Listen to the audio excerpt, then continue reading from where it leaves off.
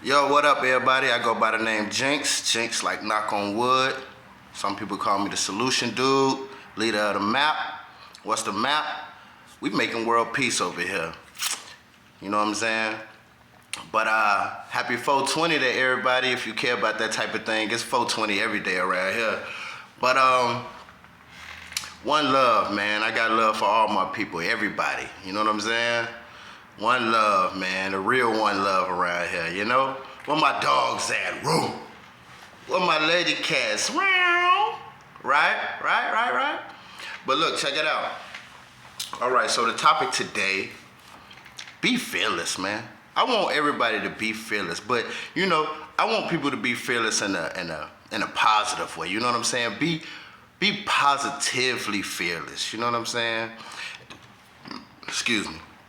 And I want to speak on this because, you know, this is something that's been near and dear, topic that's been close to my heart since I was young. You know what I mean? And this is my chance right here to talk about it to the people and, you know, kind of add it in to be like a solution to the, you know, the map and the whole movement and what's this whole thing about. So what do I mean when I say be fearless, right? Well, I'm not talking about be fearless in a way, you know what I'm saying, that's, you know, corruption, more chaos, more negative, you know.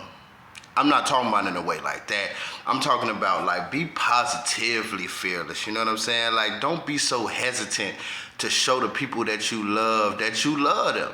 Don't be so hesitant to, you know what I'm saying, be a positive figure in somebody's life or just bring a smile to somebody, you know what I'm saying, day. Or, you know, just live in the moment and, you know what I mean, in a positive way, you know what I'm saying? You know how, what I don't understand is people be so quick to show hatred towards another person and put another person down, belittle another person, you know what I'm saying? But then people be so slow to show love, you know what I mean? Be so slow to encourage somebody, to uplift somebody, you know what I'm saying? I was talking to a friend of mine the other day and he was like, you know, if was a fifth, we'll all be drunk. And you know, we all heard that term before, you know what I'm saying? But I was thinking to myself, I'm like, if was a lift, we'll all be high, right? 420. But that's got a double meaning to it, you know what I'm saying? If was a lift, we'll all be high. Don't be so hesitant to lift each other up, you know what I'm saying? Don't be so hesitant to show love and reach out to the people that, you know what I'm saying, you spent your best times with, your best life with, got good memories with, and maybe y'all grown apart where, you know what, you can still keep that friendship together. You can still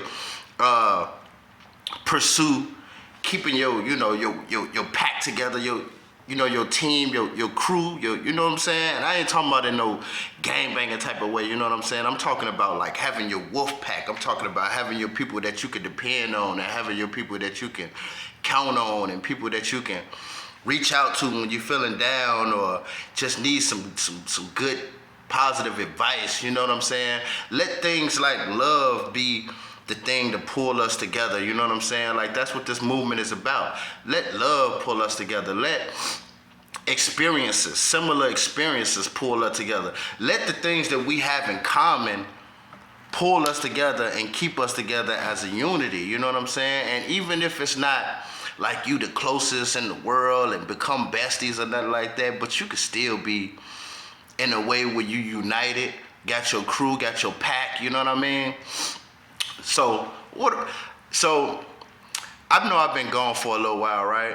I know I ain't do as many videos. I don't have that much of an audience, and it's all good. You know, to the people who have been sticking it out with me, I got much love for you. Thank you. I appreciate you. And I hope you see what I'm doing over here and you with the movement too. So I've been thinking, you know, I just want to kind of go about this in a slightly different way.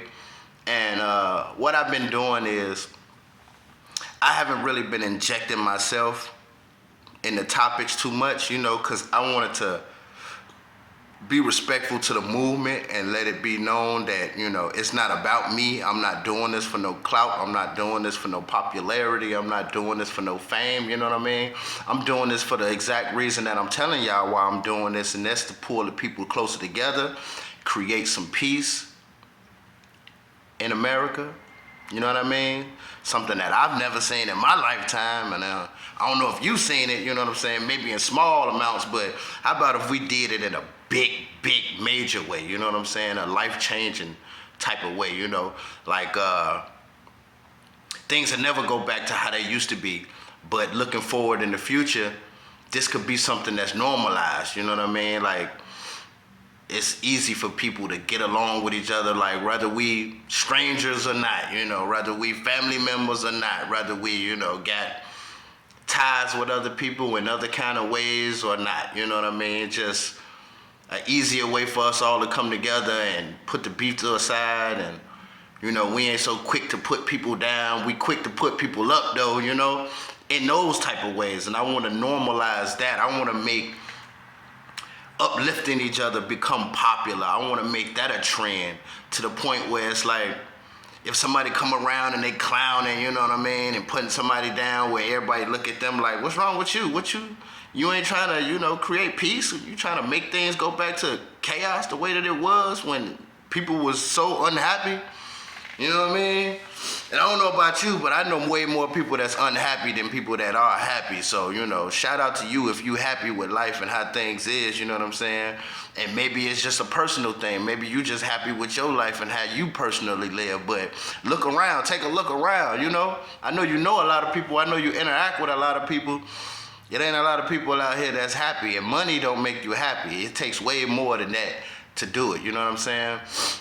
So my whole point of me going on about that was to let y'all know, like, you know, I want to kind of inject myself a little bit, you know, give a little bit of my experiences and things like that so y'all can understand what type of person I am, and, you know, why I talk about the things that I talk about, and why I stepped up to be the person that I am right now, who's trying to create peace and, you know, started this movement for American peace, you know what I'm saying? For me, for you, for my kids, your kids, they kids, our parents, you know, our family, friends, they family, you know? So be fearless, you know? So this is a topic that's something that's very personal to me. And I want to share a story about myself. So when I was coming up, when I was a kid, I say about 4 or 5 years old, I developed this fear, right? And I had this fear for insects. Insects was like something that was just like creepy to me. You know, I didn't scream out like no little girl and cry or nothing like that, but it was just like one of them feelings inside that you just can't shake, like kind of creepy, you know what I'm saying? And I was having a conversation, I think about last year, with somebody that's like an uncle to me, not exactly an uncle, but like somebody that grew up with my OG, and kind of like a brother to her. So, you know, I kind of took it on like, you know, he kind of my uncle. So I was having a conversation with him, and I stayed with my OG up north, right? And I don't know how old I was. I had to be about 4 or 5 years old, you know what I'm saying? You know, the human mind, we develop our memories at about 4, 5. 5 typically is the normal age. 6 sometimes, you know what I'm saying? And if you're truly gifted, you can develop memories that'll stick with you forever at like as early as 3 years old. And I was talking to him, and I was telling him, you know, where we lived at. And he was telling me that I had to be about 3 or 4 years old when we was living there. And I remember my mom left me in the house by myself one time. I was just a little baby, you know, just a kid, just a little shorty, you know. And she left me in the house by myself, you know. She just ran across the street to check on the laundry. I think she was doing laundry at the time. And she just ran out the house to check on the laundry or whatever. And I never forget, she left me in the bedroom, right? And I was getting up, and I was about to leave out the bedroom, you know, like I was waiting on my mom to come back, you know. And it was this big ass water bug on the wall, like right next to the door. And I was just so terrified, like I was frozen. I froze. And I was so scared. I remember I just cried and cried and cried, you know what I'm saying? You know, you can make fun of me if you want to. I was about 4 years old, 5 years old, so. And I just cried and I froze. And even though the waterbed wasn't on the door and I could have just went through the door and just got out of the room, I just froze like, and I was crying all the way until she got back. And that feeling, that memory stuck with me through my whole life, basically my whole life. And I had a fear of heights. I don't know where that fear came from, but those were my main two fears. I feared heights and I feared bugs. And I remember when I was 18 years old, you know what I'm saying? I was out west doing my thing, you know, running around, being a wild little teenager or whatever. And that was the year that I decided to conquer my fears. And, you know, I basically grew up myself, you know. My mom wasn't really a big part of my life. My pops wasn't a part of my life, you know. I don't got no siblings that I know of. Supposedly, I got a sister on my father's side, but I never met her, so it's kind of hard to claim having a sibling if I never met her. If you know her name is Levita. I don't know her last name, so tell her to reach out to me. My number 773-230-1175. I would love to have a conversation with my sister. All I know is her name is Levita, and she about 5 years younger than me, maybe. So, me growing up, I kind of raised myself, you know what I mean? I know it sounds kind of crazy, but I raised myself like from a child. You know, I learned a lot of stuff. I picked up on TVs and movies and music and people that I knew. You know, I just kind of picked up behaviors, and, you know, I always tried to strive to be a good person. You know, so I try not to pick up too many bad behaviors, you know, so I noticed them and I recognized them, but it was like, I kind of picked it up like, that's exactly how I don't want to be. Like, I never want to be that type of person. So I kind of picked it up and threw it away, but I kept it in my storage box upstairs to kind of like remind me of how it made me feel when I saw a person doing that or being that type of way. So, you know, so I basically kind of raised myself growing up, and I taught myself how to conquer my fears. And I want you to know, I want you to listen and pay attention. If you have fears that you have, here's the key on how to conquer your fears. And it's very simple, but you have to apply it though. So, the way that you conquer your fears is you approach them, you step to them. Head on, you step to them. You know what I'm saying? And I don't know how you might interpret this in your mind, but when I conquered my fears, you know, heights and bugs, what I did was when I was 18 years old, 2002, you do the math, I went a whole year without killing any bugs. You know what I'm saying? Like, they would get on me and I would just kind of swipe it off, you know. I would have like, you know, if you're in a house with roaches or something like that, maybe a spider or something like that, what I would do is I would pick them up and I would, you know, let them out of the house, or I would, you know what I'm saying, flush them down the toilet. I don't know if that's killing them, but, you know. And I did that for a full year until I didn't fear them enough to, you know, see them and be, step on them and kill them, you know what I'm saying? I did that for a whole year, and like, if you know me now these days, a lot of people think I'm crazy, right? But they have no idea how I became now. They have no idea how I became who I am now. Like, in the summertime, right, when it be a bunch of bees, you know how people be, you know, doing all type of crazy stuff when a bee come around them. And I be sitting there and I be like, you know, I'll shoot a bug away, you know, I'll shoot the bee away, you know, like if the bee all in my face or something, I'll just kind of shoo it away, you know. You know, I have on some good smelling stuff, you know what I'm saying, be smelling good, you know what I'm saying.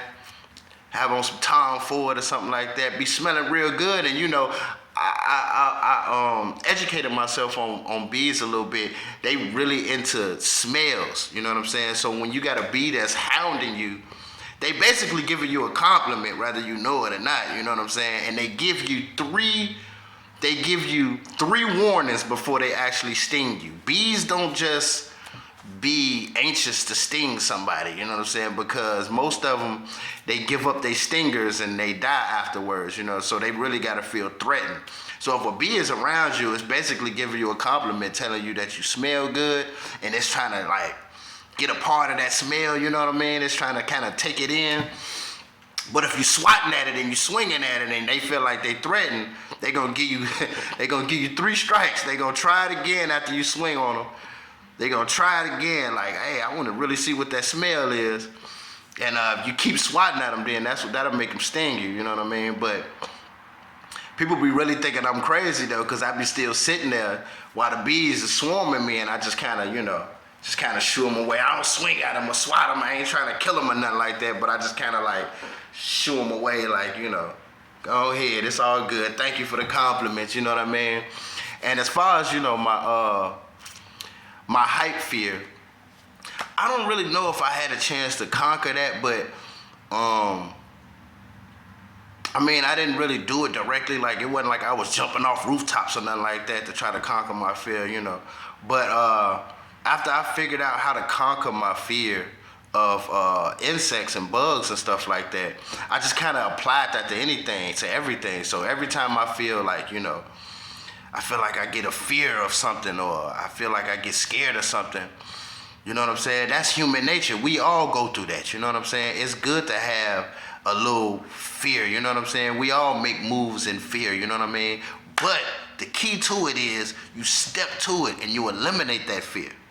That's how you eliminate it. You can't stop yourself from feeling it at all. I mean, we still humans, you know what I'm saying? But so you don't carry on through life constantly fearing it and letting it determine how you move and how you shift through life, you know what I'm saying? You got to step to it. And you got to eliminate it when you step to it, you know what I'm saying? Sometimes in our minds, we see things and we go through things, and it be a lot of fear that keep us from doing things, or it forces us to do certain things because we're scared. But once you realize that you step to it and you in that position, it's really not as bad as you thought it was, you know what I'm saying? And even if it was bad, it's still a learning experience. So if you do it again, it's not gonna be as hard as it was the first time. You get what I'm saying? So, with this being said, all of this being said, the solution for the day that I want to give out to y'all in being fearless is, I want you to take these fears that you have, you know what I mean? Like, you might have a, you know, where my dog's at, you know, where my big dog's at, I want, like, you know, if you got a major crush on a woman or something like that, and you just feel like she the one or something like that, you know, but you might be scared of the rejection. You know what? I want you to still respectfully step to that woman, you know what I'm saying? And let that woman know how you feel. Let that woman know that you're interested, at least, you know, and that you know, want to become a part of her life, want to make her a part of your life. You never know what can happen. Because we all, I mean, come on now, let's be honest. This 2022, we didn't all seen the worst things that could happen. I mean, I'm pretty sure it's way more worse things in store for us in 2023 and 2024, but we done pretty much seen it all by now, you know what I mean?